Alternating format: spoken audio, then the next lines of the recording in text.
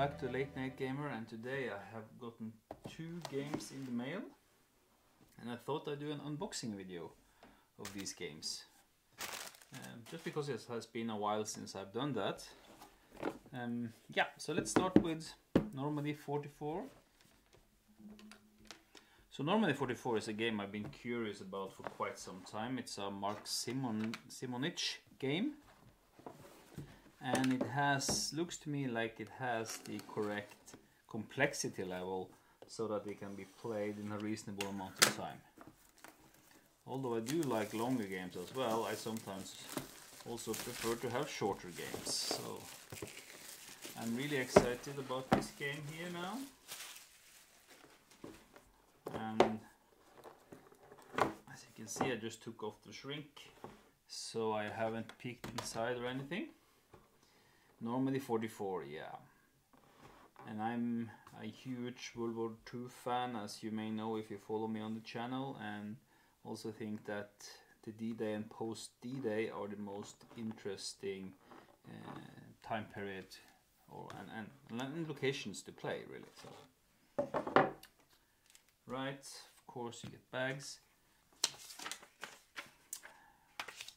customer notice, and then there's the rule book.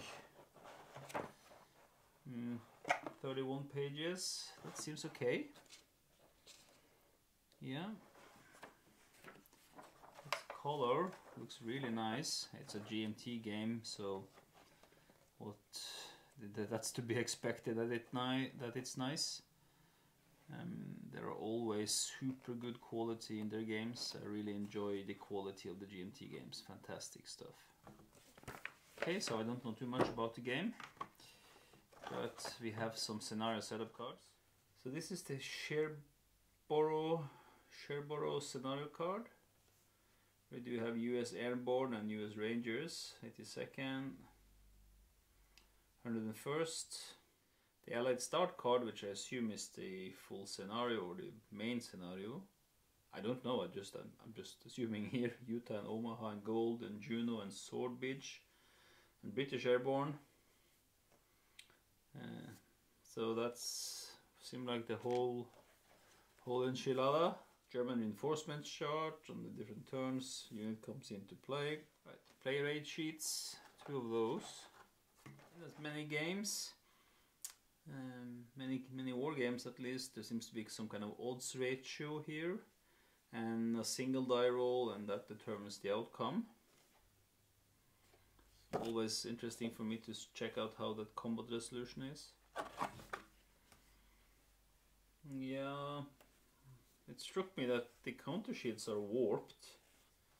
Hopefully the counters are okay. Let's see when I clip them, or punch them rather. There's only 2 counter sheets, so that seems manageable.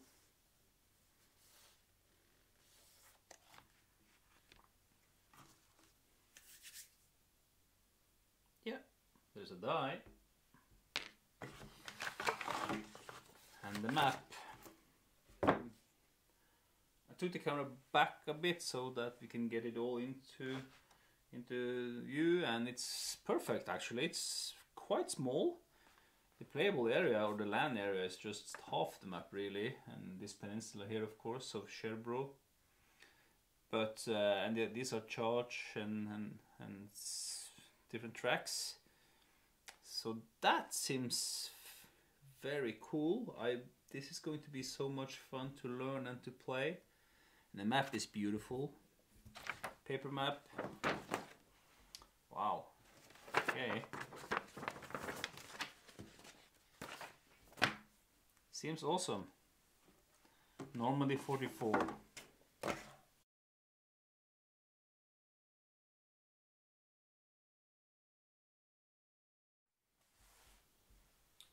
Right, and then there's the other game, Colonial Twilight, also a GMT game, but in the coin series. Coin series has always interested me, and actually the first playthrough I did on my channel was for Cuba Libre. But in all honesty, coin games as a solitaire gamer, if you want to use the bots for the other players, that's a brain-frying experience because you have to run 3 bots. to me that's a lot. But this game is a 2-player game, so you only have to run one bot, similar to Labyrinth.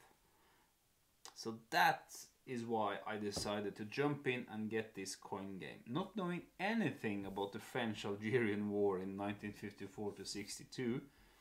But hey, that's why I play historical board games, so I can learn about that. Yep, let's give this game the same shrink treatment.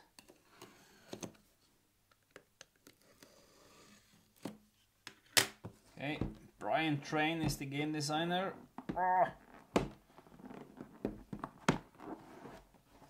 Okay, wow. For me, the coin games has always represented the utmost of quality that GMT can put into production of a game. The cards are usually nice, and the maps are fantastic, and also the rulebook is great. So let's see. Yeah, it's a similar style rulebook as we are used to see from the coin games. Different areas, full color, and not too long, I hope. No. It's 20 pages with references and historical notes and designer notes, so that is no problem. Great! That's the advantage by having played the coin game system before. You basically know what's going on.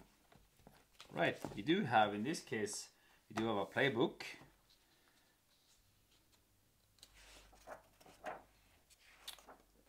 Which also shows off the bot player. So that's interesting. Okay, so I just saw something interesting. Because what's cool here is that on page 24, here we have a pronunciation guide to place names, which I'm sure is necessary. Player aid, yeah. Okay, here we go.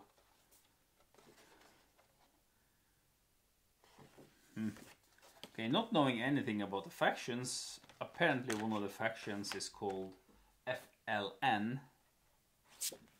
And the other one is the government. Okay, the government can train, garrison, sweep, and assault, and special activities are deploy, troop lift, and neutralize. Normally in a coin system you do operations and then you may do a special action in addition. FLN operations is rally, march, attack, and terror, with special activities as extort, subvert, and ambush. Right. A sequence of play sheet. And a list of spaces, and a list of the forces. Then I need to back up. I want to look at the bot. Oh yeah, here we go.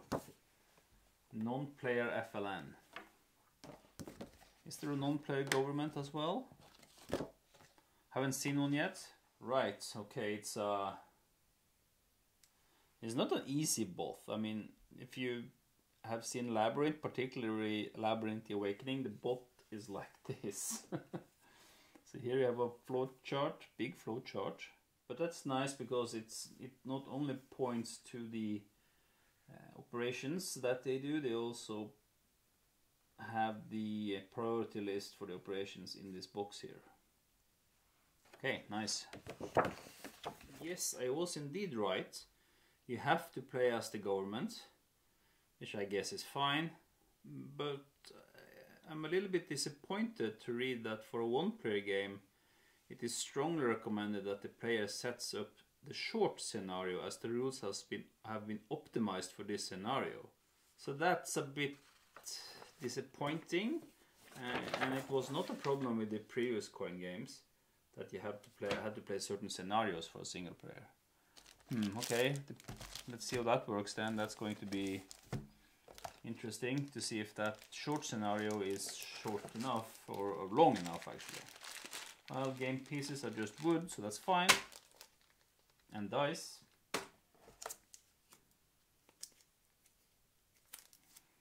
And 2 packs of cards.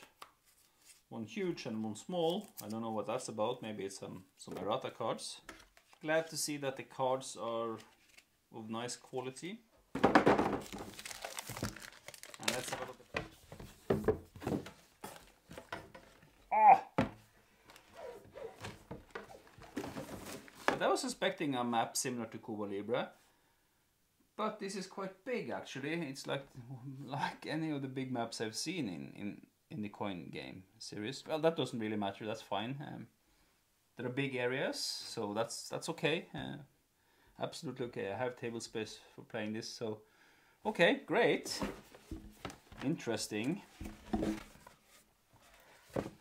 So now what remains for the coin game series is to come out with a game of a period of history which really piques my interest, and a conflict that I know of from before, and with a 2-player fully developed bot. That will be the sweet spot.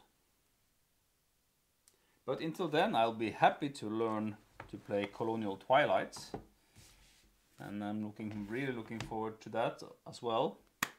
Okay, thank you for watching this unboxing, and I hope to see you back soon. Bye bye. The Late Night Gamer signing off.